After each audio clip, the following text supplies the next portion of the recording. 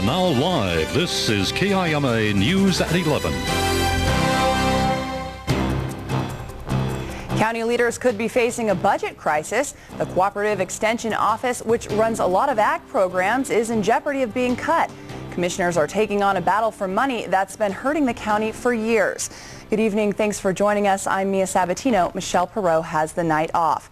The county is cutting several of its departments because of money problems. Commissioners are releasing the preliminary budget tomorrow. Positions in law and justice, the auditor's office, and human resources will be gone. There's been some concerns if there's enough money for county parks. County employees say they won't be scaled back just yet. Right now, we try to keep somewhere between 5 and 7% of our general fund expenditure budget available for reserves, just in case, because there's always shortfalls in revenues or expenses we don't expect. And right now, our reserves are somewhere around 2%. Commissioners say they're hoping the sales tax increase will pass to help with financial struggles. As winter sets in, firefighters are becoming concerned about empty buildings. Investigators say a second fire in a warehouse was accidental. This is how it looked a year ago when an arson destroyed the Big Kahuna store. There's not much inside to burn now, but it's dangerous to have someone living there burning fires to stay warm. The ceiling, the roof, the structures, the HVAC systems, everything that was on the roof all fell in. So this floor is holding all that weight, and those people were living in the basement, so it was a pretty dangerous situation. With winter coming on, many homeless could break into vacant houses and buildings. Locally, the mission tries to get them inside, but the shelter is often refused. Some people prefer to stay out and, drink and do whatever, and we have certain times that you need to be in, and a lot of people don't want to abide by that rule that we have. The suspect in this morning's fire is identified as Anthony Thomas. He faces trespassing and reckless burning charges. Meanwhile, another fire destroys 2 buildings near Wapato. It was too late for crews to save the abandoned home, trailer, and car they found burning in the 2900 block of West Wapato Road this morning. In order for safety of the firefighters to do what we call an exterior attack from the outside of the building. That way we don't risk our firefighters. Investigators are trying to find the person who set the fire. They say there's about $1,000 in damages. Electricity to the building was shut off for a while. You could soon get a big tax break. The U.S. Senate approved a bill that allows taxpayers to deduct state and local taxes from their federal income tax returns. Lawmakers say people who itemize their tax returns will save between $300 and $500 a year. Senator Maria Cantwell is one of the sponsors. Going to get a fair deal in the fact that they're going to be able to deduct their sales tax from their federal income tax obligation. So I think that is the kind of job creation, stimulus, and fairness that we need to be focusing on as we look at these tough choices. It now goes to the president for his signature. It's news that striking Snokist workers feared. There's word that the cannery plans to replace people on the picket lines, but workers say they won't give up their fight. KIMA's Roxanne Vinuku has the very latest. Outside the Terrace Heights cannery, Snokist strikers chant, "We can do it." But the question is, how much longer can they do it? We're not going back in till all of us are going back in. More than 2 weeks into the strike, the resolve is strong. But their position may be getting weak. Some workers are hearing word that all of their efforts may lead nowhere, that the cannery is replacing them. According to them, they have every right to replace us with people who have no experience and anybody who's inside. Snokist would not confirm whether the company is replacing striking workers. They usually don't have a comment. Employees say the news comes as no surprise. They fired quite a few of our supervisors, and they fired some more of our mechanics. We lost 6 more mechanics according to this contract that we don't want nothing to do with. Still, workers plan to stay on the picket lines until they get a deal. We're not asking for anything more. We're just asking for what we had, and even a little less than what we had. It's a compromise the strikers say is only fair. Roxanne Vinuku, KIMA NewsWatch.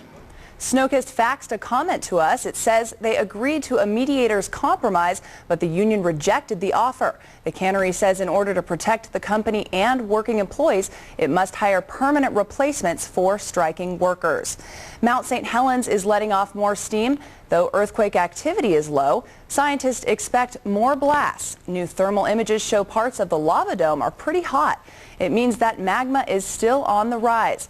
Fast-moving magma is a concern because of explosive gases. Scientists have also found a spike in carbon dioxide emissions. This is what we expected, that as this grew in response to magma getting closer to the surface, it's breaking up, exposing hotter ground underneath. The rate of steaming is increased. Temperatures are starting to increase on this uplift area. So the question is, when are we going to see lava at the surface? And we don't think that we've seen that yet.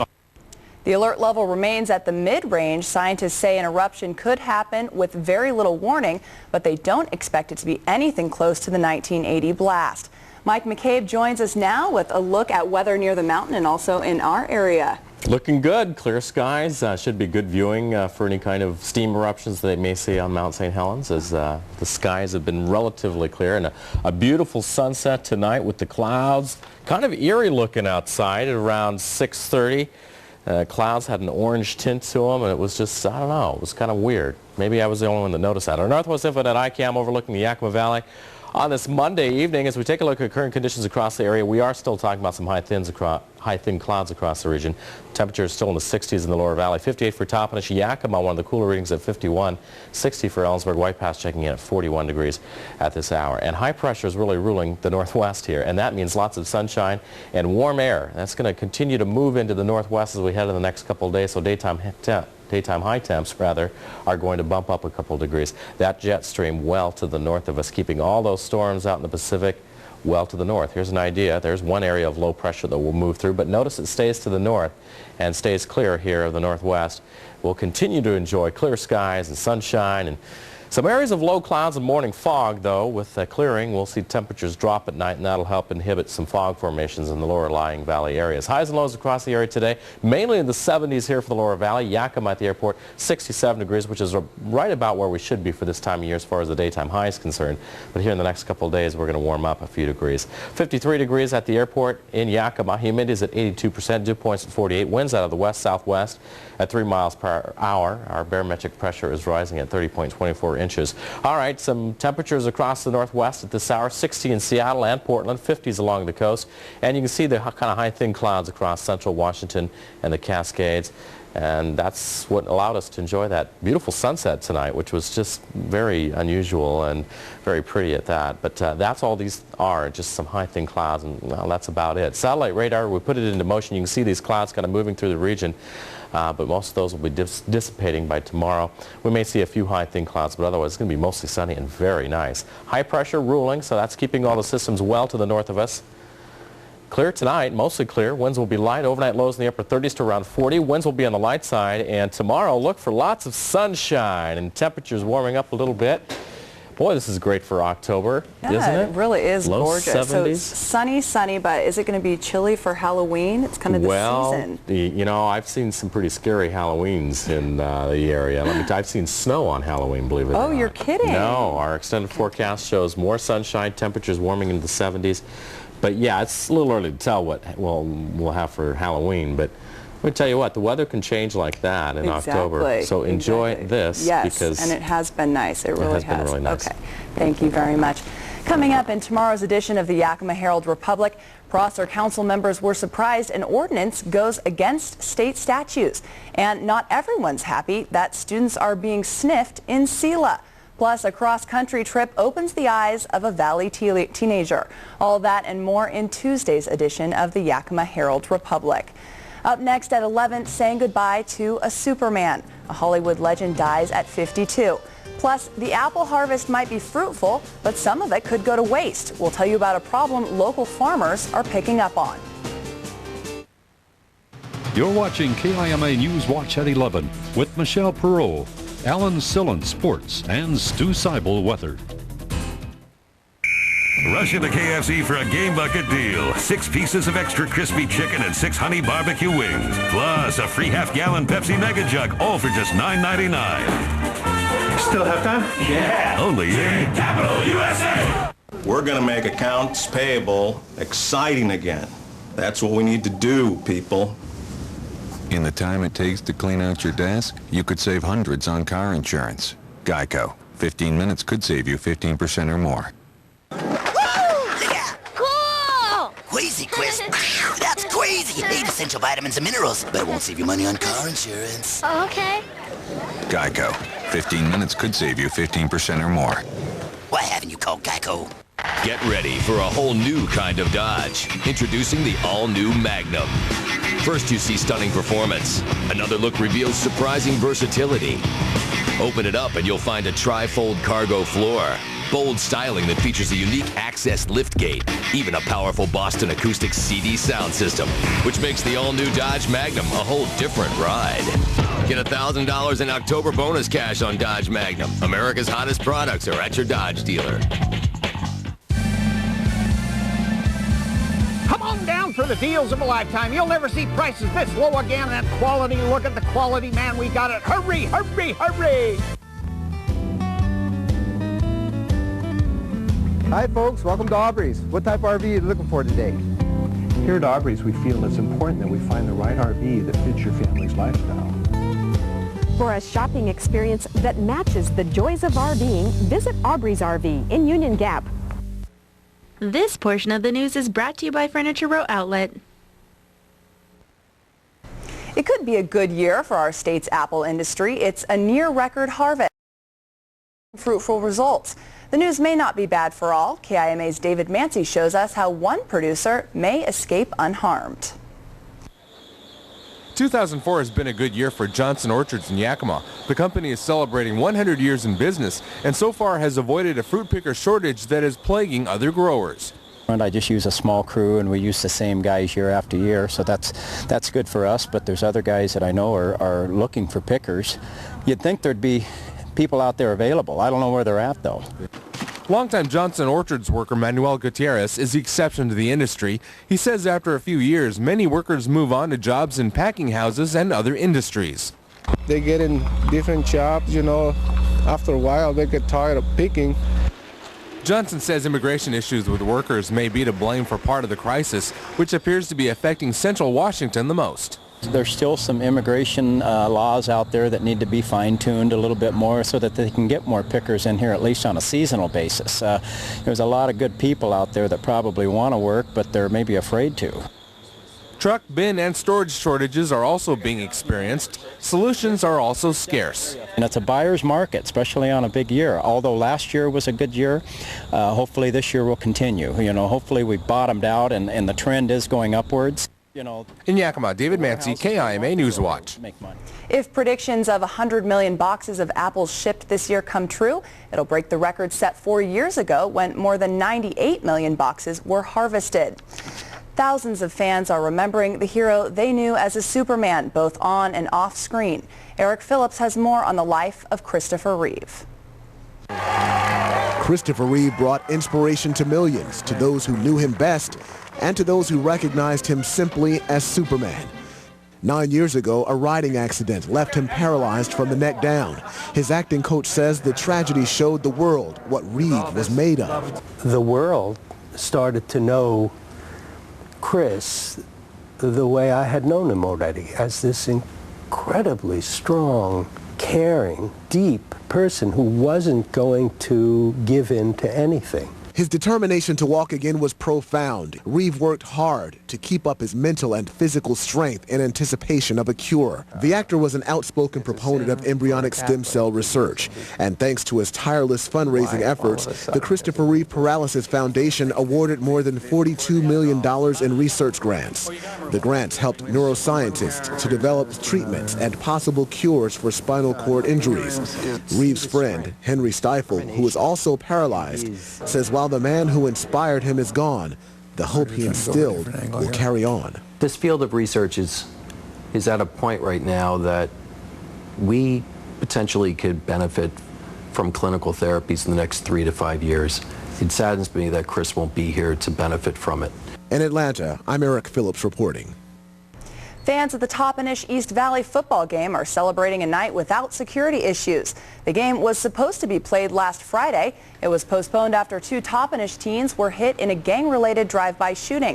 There was no extra police presence and no one seemed worried as people streamed through the gate. Security was never the issue. It was just a matter of getting our boys mentally ready to play after the traumatic experience which they experienced on Friday, just hours before the game. They were in no shape to play the game. That's why we postponed it till tonight. Several players did first aid on the victims after they were shot. One is still in serious condition. One student says if there were any problems, they'd happen after the game and away from the stadium. Alan joins us now. Not exactly the outcome they were hoping for either. But it was calm tonight, and players, coaches, kids, parents there just to enjoy exactly. the game. And they did, and we will do it. Monday Night Football, Yakima Valley style, to Top High. Rowdy Red Devils in the house, making the trip down the highway to watch their top-ranked team cage the Cats. Way too easy for Evie. Ben Rifle, ready, aim, fire. Couple of aerial bullseyes to Matt Snell for first quarter touchdowns. Unbeaten. East Valley never in jeopardy of suffering its first setback of the season. By the time the second quarter had rolled around, the one-sided score had rolled up. Michael Corral putting the icing on this EV victory. The 6-0 Devils are still number 1 in the new state poll. Just came out a few minutes ago. Back in Moxie Friday night against Zilla. We are back with the miserable Pack. The tomahawk chop dulled and making it as a Maverick after the timeout. What I question is Senator Murray's judgment.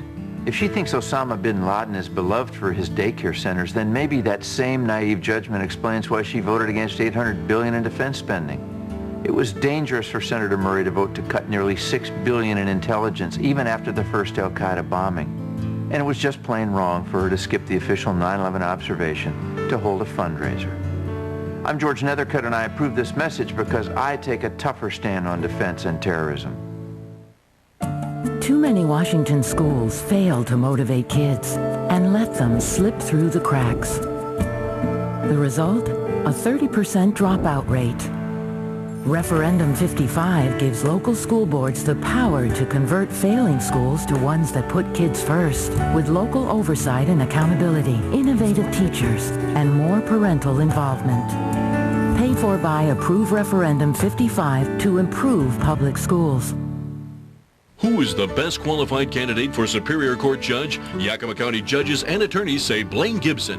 They rated Blaine higher than his opponent in legal ability 59-7, in judicial temperament 49-4, and integrity 62-4. When asked who is the best qualified candidate for Superior Court Judge, Yakima County judges and attorneys overwhelmingly chose Blaine Gibson. I'm Blaine Gibson, and I ask for your vote. Paid for by the committee to elect Blaine Gibson Superior Court Judge. Hard work, family values, a deep appreciation at Big R. Save on Carhartt Wash Duck Jeans, only $34.99. Plus get Double H men's or ladies rough and ready Pro Western boots, just $139. At your Yakima Big R Farm and Ranch, just what the country needs, right here, right now. Welcome back. After nearly half a century, the Houston Astros have finally won a playoff series. Carlos Beltran with a couple of dingers for Houston, the beginning of the end for Atlanta. Close game turns into a rout for the Stros to win the first round NL Series. Houston snaps an 0-7 record of futility in the playoffs against their longtime nemesis. The Braves, who have 13 straight division titles, still have only one World Series to show for it. Houston and St. Louis begin the battle for the pennant on Wednesday. In one of the most dismal performances in Green Bay football history, Tennessee embarrassed the Pack tonight. 48-17, scoring the most points ever by a visiting team at Lambeau. Chris Brown ran for nearly 150 yards and 2 long touchdowns in the first half for the Titans. Green Bay lost its 4th straight game, including 3 at home. 1-4 Packers off to their worst start since '91. Tennessee chalking up only its 2nd win, but looking like a much better team than that against the Pack. Nightmare on Seahawks Street. Talk about the ultimate choke. A Ram freight train barreled into the stadium and blindsided the Seahawks in the fourth quarter against St. Louis. Seattle blew a 17-point lead in the final 6 minutes to send it to OT, and then, oh no, St. Louis wins it. Hawks' first setback, depriving Seattle of its first 4-0 start ever. The 10-game home winning streak snapped. It's a tough way to lose a football game. As good as we were in the first half, I thought we were average to below average in the second half, and give the Rams credit, they hung in there. I still thought we were in pretty good shape though when we kicked the field goal to go 27-10. But they made big plays and didn't consume much of the clock. And really that was the story at the end. I'm thinking right now there's 3 or 4 plays that we could have made near the end of the game to put it away, and we didn't make them. Well, you better make them next week as the Hawks travel to New England, face the undefeated Patriots. The Cougs try to regroup next weekend against Stanford. And Washington finally getting into the win column against San Jose State. Will try to make it 2 straight at the Doghouse next Saturday against the Beavers. Central Wildcats smothering Eastern Oregon this weekend in Ellensburg. A solid 31-7 win. Give the game ball to the D and the big number 91. Senior Jacob Galloway named the conference Defensive Player of the Week with 8 tackles, a half dozen of those in the Eastern Oregon backfield. Siwu, now 3-4, wraps up a 3-game homestand next weekend against Western Oregon. With semi-pro football teams coming and going in the valley like Mount St. Helens Tremors, you never know if we'll actually have a team next spring, but they actually did turn out this weekend to test their wheels against the clock, attempting to sign on with the new Yakima Mavericks club. Open tryouts to make the team